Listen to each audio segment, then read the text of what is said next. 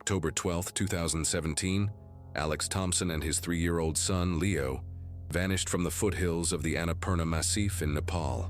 They were on a gentle acclimatization hike, a father sharing his love for the world's great peaks with his child for the first time. They were last seen near the village of Gandruk, smiling, waving at a fellow trekker. Then they stepped around a bend in the trail and dissolved into the thin mountain air. For 7 years, their disappearance was a ghost story, a cautionary tale of the Himalayas' unforgiving nature. The case was cold, frozen in time like the glaciers that towered over their last known position. The world moved on, leaving only a grieving wife and a haunting question mark hanging over the highest mountains on Earth. But in 2024, a team of geologists surveying for a new dam project would make a chilling discovery, miles from the original search area. A discovery that would unravel a truth far more sinister than a simple mountain accident and prove that some secrets, no matter how deeply buried, cannot stay hidden forever. Alex Thompson was not a reckless man. At 34, he was the picture of competence and quiet strength. He was a doting father and a devoted husband to his wife, Sarah. By trade, he was a structural engineer, a man who understood stress points, load-bearing capacities, and the catastrophic consequences of a single miscalculated risk. This precision carried over into his personal passion, mountaineering. He wasn't a glory seeker, not one of the daredevils chasing 8,000-meter peaks for fame. He was a purist, a man who found a deep spiritual connection in the silent majesty of high places. He respected the mountains. He didn't seek to conquer them. His climbing logs were filled not with audacious summits, but with meticulously planned expeditions to remote, technically challenging, but ultimately safe ascents. He had climbed in the Alps, the Andes, and the Rockies, always with a partner, always with a failsafe. His colleagues at the engineering firm he co-founded saw him as the steady hand, the one who triple-checked every blueprint and foresaw problems others missed. He was calm under pressure, a man who exuded a quiet confidence that made people feel secure. This sense of security was the bedrock of his family life. He and Sarah had met in college, a whirlwind romance built on shared values and a love for the outdoors. While Alex was the adventurer, Sarah was the anchor. She was a brilliant pediatrician, grounded and pragmatic, who understood his need for the mountains but also trusted his judgment implicitly. Their life in a quiet suburb of Denver was idyllic. They had a home filled with books, maps, and the happy chaos of a young child. That child was Leo. Leo was a miniature of his father, with the same bright, curious eyes and an infectious laugh. From the moment Leo was born, Alex's world reoriented itself. His ambition was no longer about reaching a new altitude. It was about sharing the world with his son. He would spend hours with Leo in their backyard, teaching him the names of birds, showing him how to plant a seed, pointing out constellations in the night sky. He was building a foundation of wonder. The trip to Nepal was the culmination of this dream. It wasn't meant to be a grueling expedition. It was to be Leo's introduction to the culture and grandeur of the Himalayas from a safe distance. The plan was simple: a 2-week trip, staying in comfortable tea houses, taking short, easy day hikes on well-trodden paths below the snowline. Alex had spent over a year planning it, mapping out a route that was popular with families. He bought Leo a tiny pair of hiking boots and a small, bright red backpack. In the weeks before they left, he would put it on Leo, and the little boy would toddle around the living room, beaming, shouting, "I'm an explorer, Daddy." Sarah had been nervous, as any mother would be, but she trusted Alex. He had shown her the route, the contingency plans, the satellite phone he would use to check in every single evening at 7 p.m. sharp. He had a top-tier local guide service, one of the most reputable in Kathmandu, handling all the logistics on the ground. There was no reason to worry. The Alex she knew left nothing to chance. What he had to live for was everything: a wife he adored, a son who was his entire world, a successful career, and a future filled with shared adventures. The stakes were not just his life, but the entire beautiful world he had so carefully built. The loss of that world was unthinkable, a tear in the fabric of reality so profound that for years, those who knew him would refuse to believe it could have been caused by a simple mistake. The morning of October 12th dawned crisp and clear. a perfect Himalayan sky of impossible blue. Alex and Leo had spent the night in a comfortable tea house in Gondruk, a picturesque village nestled on a mountainside with breathtaking views of Annapurna South and Machapuchare, the iconic fishtail peak. They had an early breakfast of pancakes and honey, Leo chattering excitedly in his high chair, while Alex double-checked their day packs. Water bottles, high-energy snacks, a first aid kit, sunscreen, warm layers for both of them, and Leo's small, plush toy tiger, Rory. Alex was meticulous. He had spoken to Sarah the night before on the satellite phone, their connection clear and strong. He described the view from their window, the kindness of the lodge owner, and how Leo had charmed everyone he met. He promised to call again that evening from their next stop, a lodge just a few hours' walk away. The plan for the day was almost laughably simple, a 4-mile trek on a wide, well-maintained trail that connected Gondruk to the next village. It was a route thousands of tourists, many with young children, walked every year. Their local guide, a man named Pemba from the trekking agency, met them after breakfast. Pemba was a young, wiry man who seemed knowledgeable, though perhaps a bit quiet and reserved. He had pointed out their route on the map, confirming it was clear and safe. They set off around 9 a.m. The air was cool, the sun warm on their faces. The trail was gentle, winding through terraced fields of millet and dense rhododendron forests. Alex carried Leo on his shoulders for part of the way, the little boy's laughter echoing in the quiet air.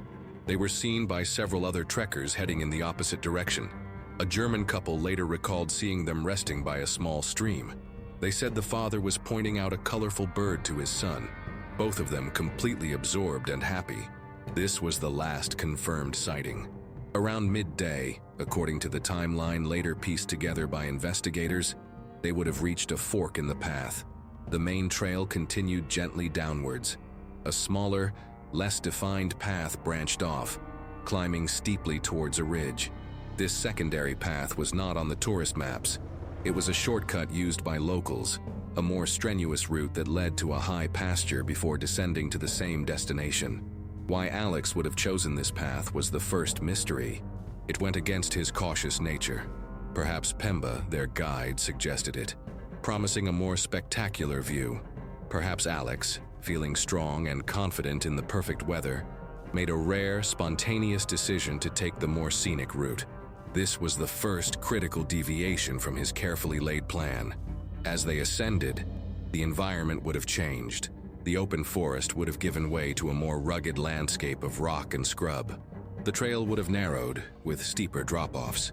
It was here that a light afternoon mist began to roll in from the valley below, a common occurrence in the Himalayas, but one that can quickly reduce visibility to near zero. It was a subtle shift in the weather, not yet a storm, but a sign. A shepherd grazing his goats on a nearby slope would later report hearing a faint shout around 2 p.m., but thought nothing of it. He was used to the sounds of trekkers echoing across the valleys. He didn't see anyone. By late afternoon, the mist had thickened into a dense, chilling fog, blanketing the entire mountainside. At the lodge where Alex and Leo were expected, the owner noted their absence but wasn't initially concerned. Trekkers were often delayed, mesmerized by a view or simply walking at a slower pace. But as evening fell and the temperature dropped, a sense of unease began to creep in. The perfect day had soured. Alex, Leo, and their guide had walked into the mist and had not come out.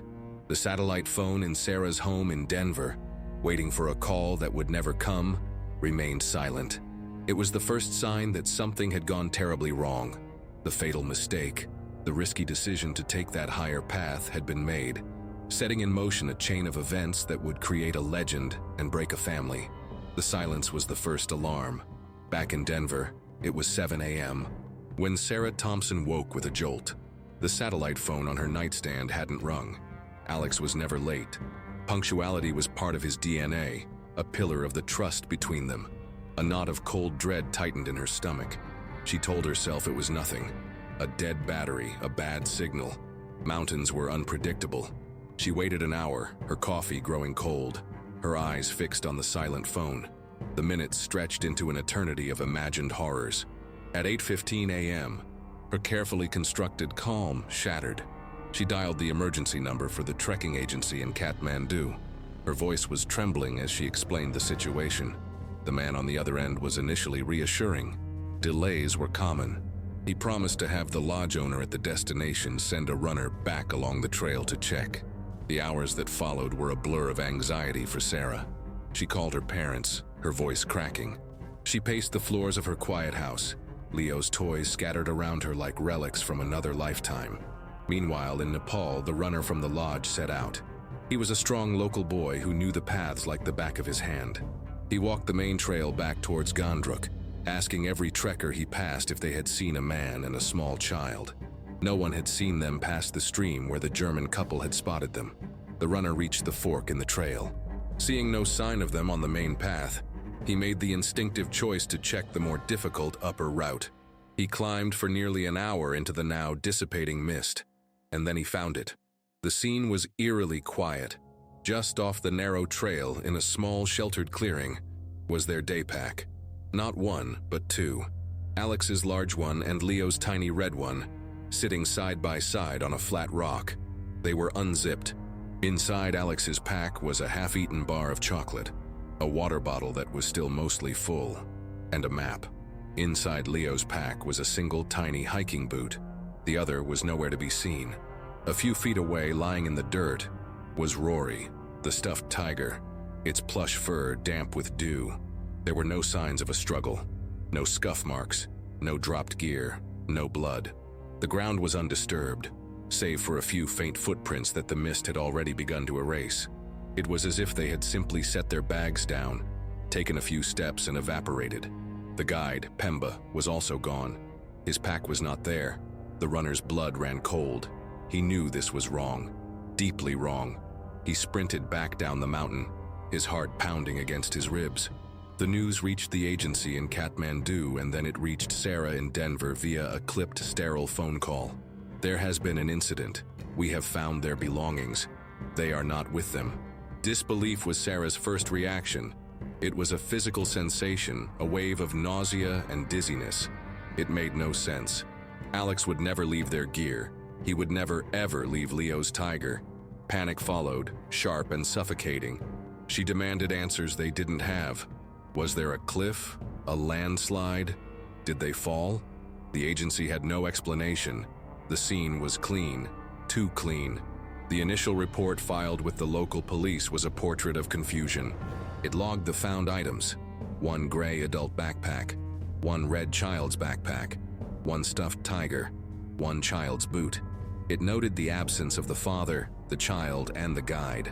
The final line of the initial police report read simply, "Circumstances of disappearance are unknown. The scene is quiet, no signs of foul play or accident."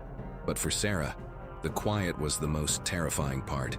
It was a vacuum where a family used to be, a silent scream from halfway around the world. The absence wasn't just a discovery. It was an active, malevolent presence. The official search began within 24 hours, but it was doomed from the start. A confluence of bad luck, brutal weather, and baffling bureaucracy turned a desperate rescue mission into a protracted, heartbreaking failure.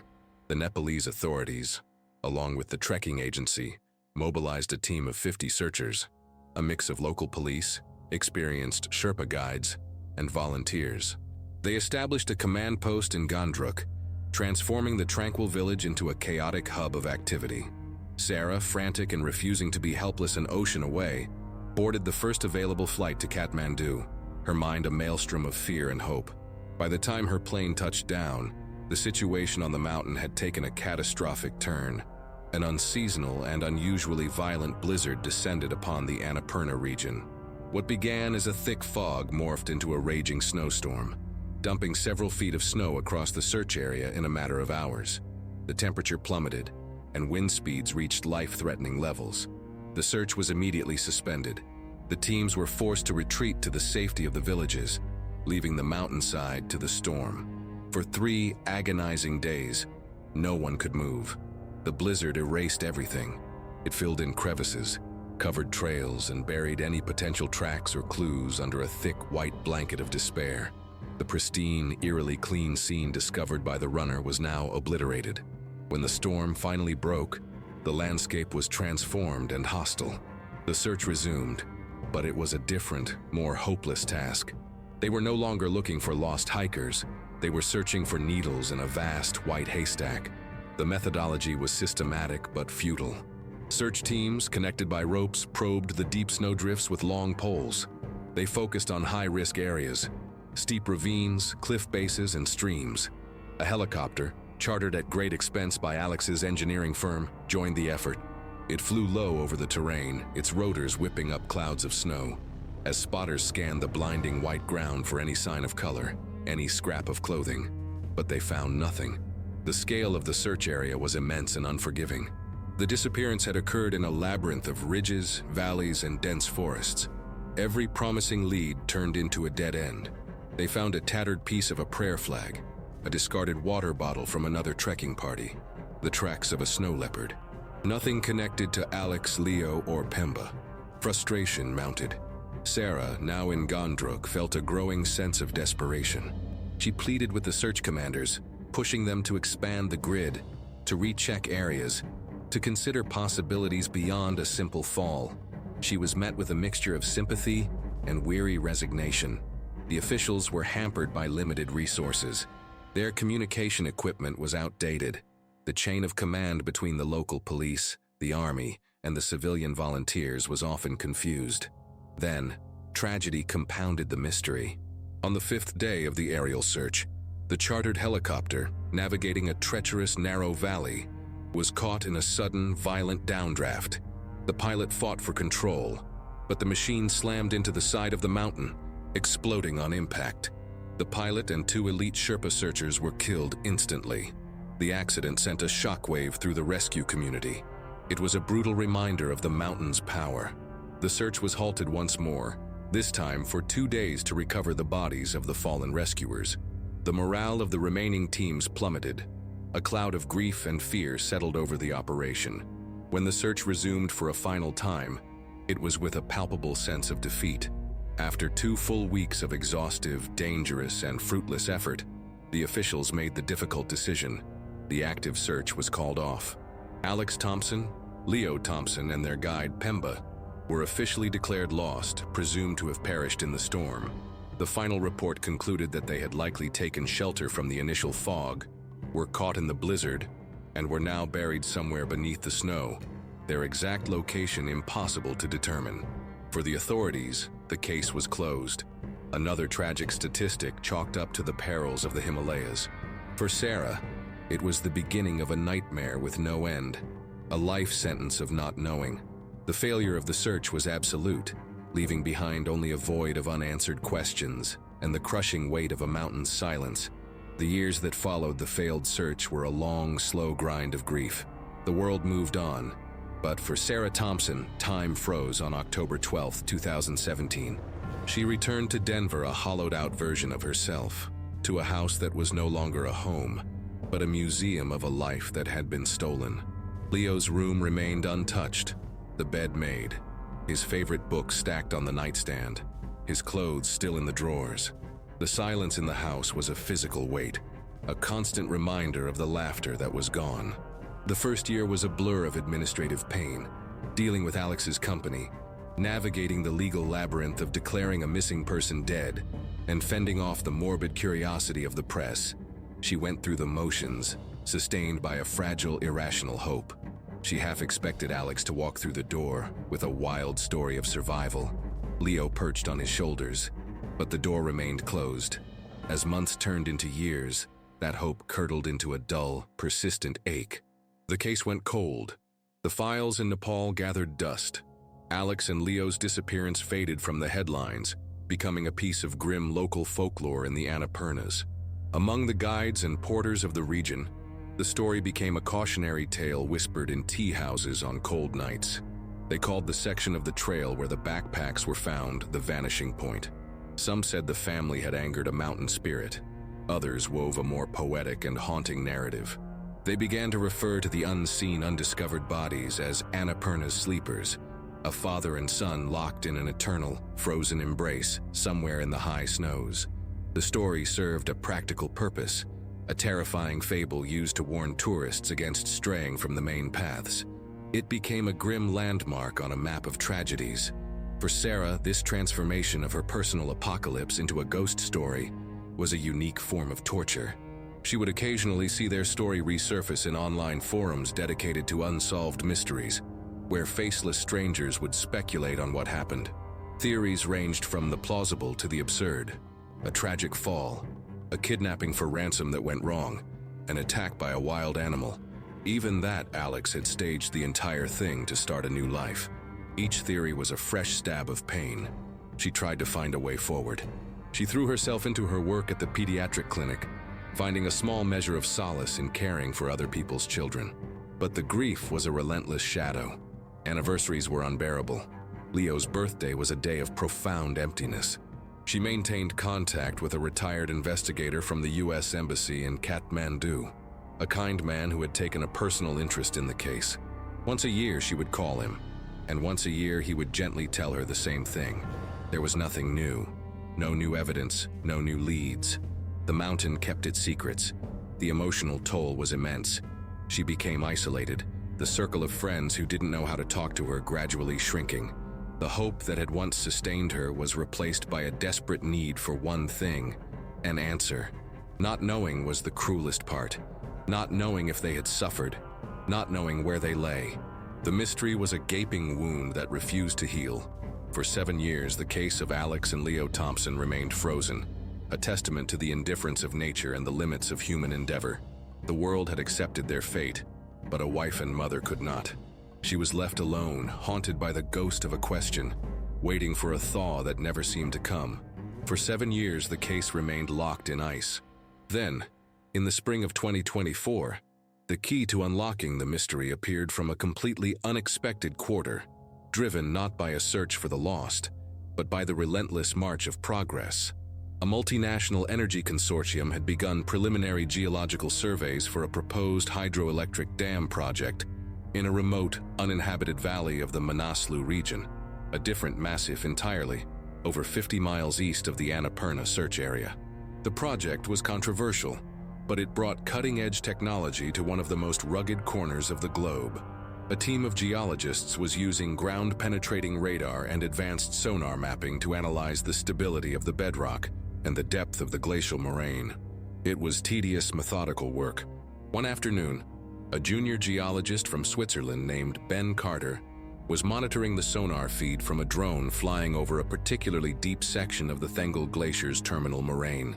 It was a chaotic field of rock and ice, a place no human would ever have reason to go.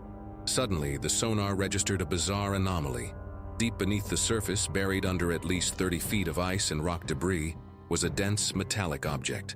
It was roughly rectangular, about the size of a small vehicle. The senior geologist dismissed it as a large, unusually iron-rich boulder, a geological fluke. He marked it as such on the survey charts and moved on. But Ben Carter couldn't let it go. He was a true crime enthusiast in his spare time, an avid listener of podcasts about unsolved mysteries. The location was wrong, but something about a metallic object buried in such a remote place sparked a faint connection in the back of his mind. That night in his tent, he couldn't sleep. He pulled out his laptop and, using a satellite internet connection, began digging through online archives of disappearances in the Nepalese Himalayas. He started with aviation incidents, thinking it could be an old, undocumented military crash. Nothing matched. Then he broadened his search to include all missing persons. He typed in Nepal missing foreigner, and the algorithm fed him dozens of stories. He scrolled through pages of tragic accidents and unsolved cases until a name caught his eye: Thompson. He clicked on a 7-year-old news article. He read about the structural engineer and his 3-year-old son who vanished from Annapurna. He read about the failed search, the blizzard, the abandoned backpacks, the single child's boot. It was a sad story, but it was on the wrong mountain. He was about to close the tab when he saw a small detail mentioned deep in one of the articles. A quote from a trekking expert who speculated, against all official findings, that the scene looked staged. A thought, wild and improbable, took root in Ben's mind. What if the scene was a deliberate misdirection? What if the real event happened somewhere else entirely? On a hunch, he cross-referenced the date of the Thompson disappearance with private charter flight logs from remote, unofficial airstrips in the broader region. It was a long shot, a search for a phantom, but he found something. A single dubious entry from a tiny, barely used airstrip in a town called Jomsom. The log, a handwritten ledger, showed a last-minute, unscheduled charter of a small Pilatus Porter aircraft. On the afternoon of October 12, 2017, the flight plan was listed as Scenic Tour, with no destination filed. The pilot was listed as a man named Kale Sherpa. The plane itself had been reported destroyed in an accident a few months later, and Kale Sherpa had seemingly retired and disappeared from the aviation community. The pieces clicked together in Ben's head with a terrifying logic. An abduction, a secret flight, a crash in the storm far from where anyone was looking. He knew it sounded like a conspiracy theory. He knew his boss would think he was crazy, but the sonar anomaly was real. The flight log was real. He felt a profound, chilling certainty that he had stumbled upon the tomb of Alex and Leo Thompson. The unrelated, coincidental catalyst had been found. The cold case was about to be blown wide open. Ben Carter's theory was met with extreme skepticism.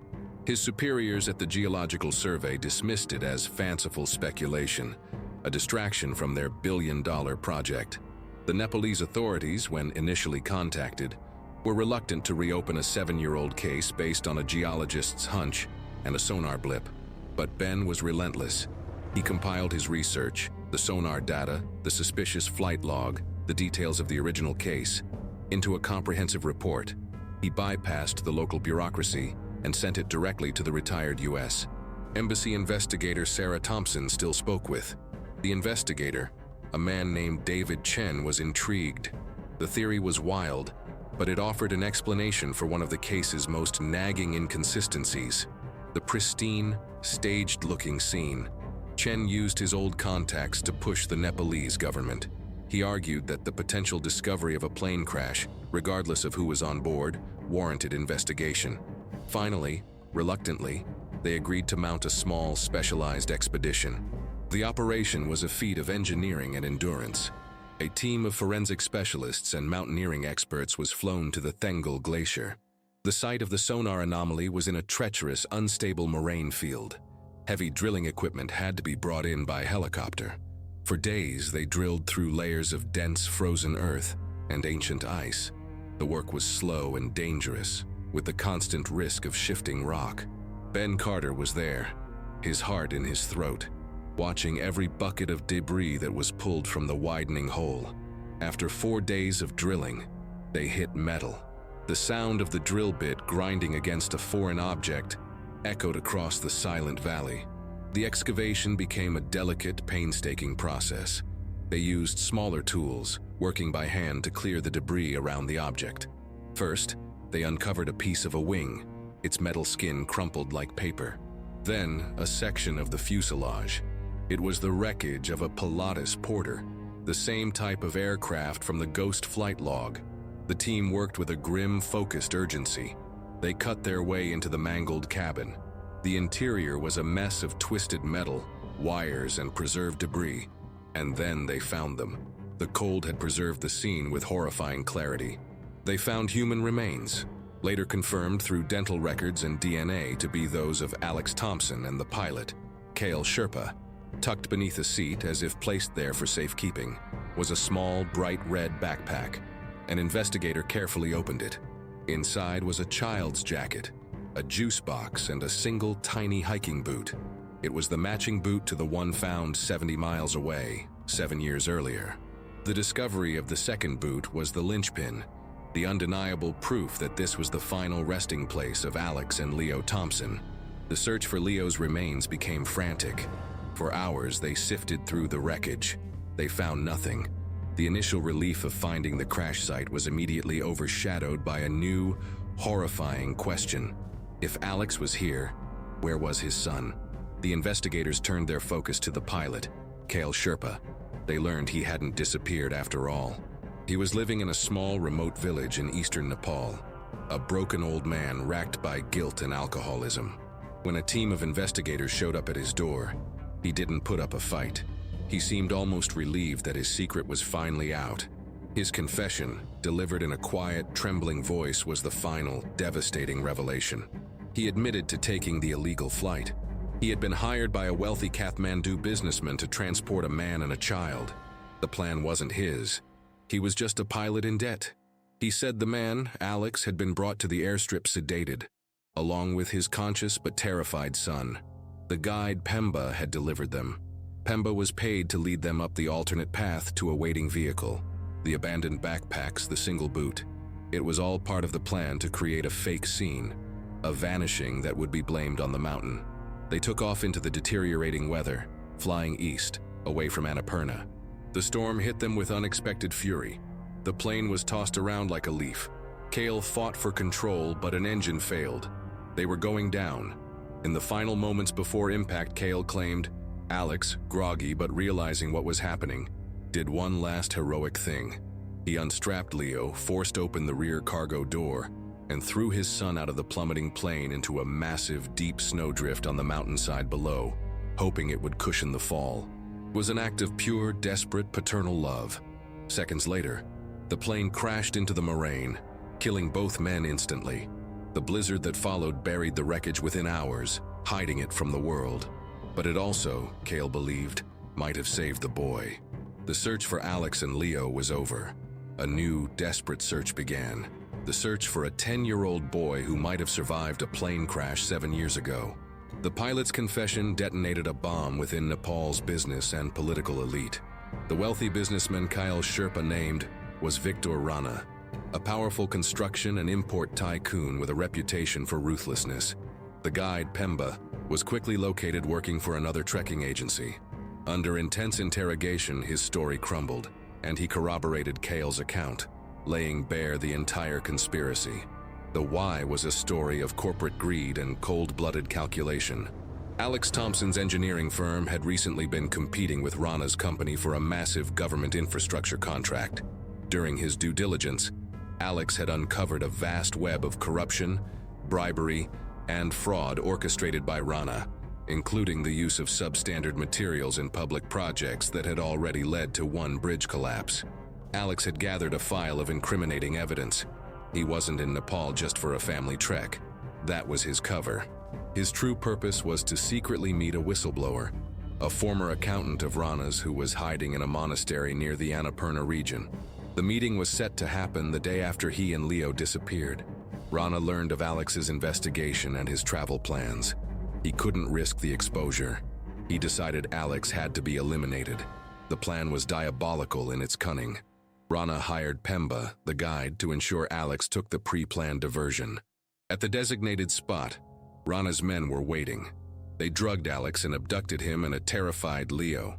They drove them hours to the remote airstrip at Jomsom, where Cale Sherpa was waiting, paid handsomely for a no-questions-asked flight. The destination was a vague point over the empty, unpatrolled border with Tibet. The plan was to crash the plane, disposing of the evidence and the bodies where they would never be found. The disappearance would be blamed on a simple trekking accident, the staged scene with the backpack cementing the official narrative. The blizzard that had thwarted the search was, for Rana, a stroke of incredible luck, as it had caused a real crash but also buried the evidence even more deeply than he could have hoped. Following the confessions, the aftermath was swift and dramatic. Victor Rana was arrested at his lavish mansion in Kathmandu. His attempts to bribe his way out failed under the glare of international media attention, now focused on the case. Pemba was also taken into custody, charged as an accomplice to kidnapping and murder. The investigation revealed the depth of Rana's corruption, leading to a wider scandal that implicated several government officials. The news was broadcast around the world. For Sarah, it was a waking nightmare. The vague, sorrowful mystery she had lived with for 7 years was replaced by the sharp, ugly reality of a violent crime. Her husband hadn't made a mistake. He had been murdered for being a good man. Her son had been kidnapped. The pain was immense, but it was now laced with a furious, burning rage. And beneath it all, a single, terrifying, and powerful new emotion began to bloom: hope. Cale's story, the story of Alex's final desperate act, meant that Leo might not have died in the crash. He might have survived. The revelation that Leo might be alive transformed the entire narrative. What had been a story of murder and conspiracy became a frantic race against time, a search for a boy lost for 7 years. The new search area was a vast, sparsely populated region of eastern Nepal. It was a long shot, a search for a ghost. But Sarah Thompson, energized by this sliver of hope, flew back to Nepal, this time not as a grieving widow but as a mother on a mission.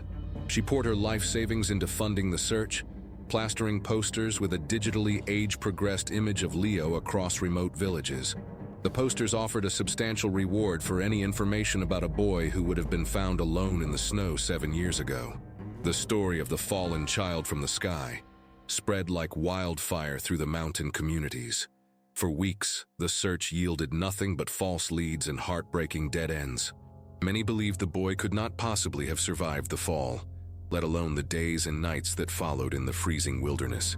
Sarah began to despair, the fragile hope starting to fray. Then, a lead came from a place no one expected.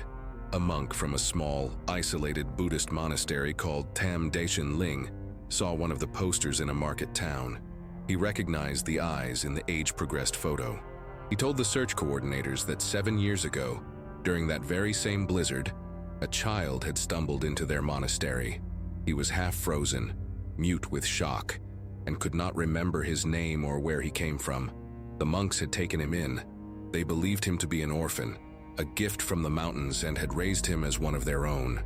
They had named him Nawang, meaning powerful speech, in the hope he would one day recover his voice and his past. A team, including Sarah and a child psychologist, made the arduous journey to the monastery, a place of profound peace and isolation. As they entered the stone courtyard, a young boy of about 10, with a shaved head and wearing the simple crimson robes of a novice monk, looked up from his chores. He had his father's bright, curious eyes. Sarah froze. She whispered his name. "Leo?" The boy looked at her, his expression a mixture of confusion and a flicker of something ancient, a deep, buried recognition. He didn't speak.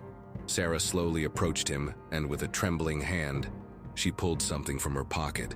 It was Rory, the stuffed tiger, which she had kept with her for 7 years. She held it out. The boy stared at the toy. His eyes widened. A single tear rolled down his cheek. In a small, quiet voice, a voice she hadn't heard in an eternity, he whispered a single word: Rory.